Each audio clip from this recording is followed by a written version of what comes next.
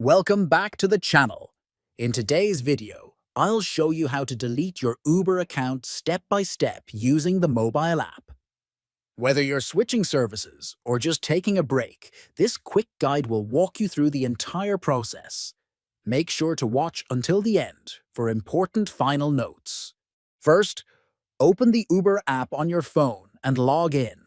Next, tap the account icon located in the bottom right corner of the screen. Then, select Settings from the menu that appears. After that, scroll down and tap on Privacy. Now, scroll all the way down and select Delete your account.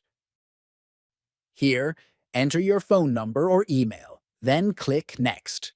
Then, enter the 4-digit verification code sent to you and tap Continue. Next, choose a reason for deleting your account from the list provided. Finally, tap Delete Account. Uber will deactivate your account immediately and delete it permanently after 30 days. That's it. Your Uber account is now scheduled for permanent deletion. If you sign back in within 30 days, it will be reactivated. Thanks for watching. Don't forget to subscribe.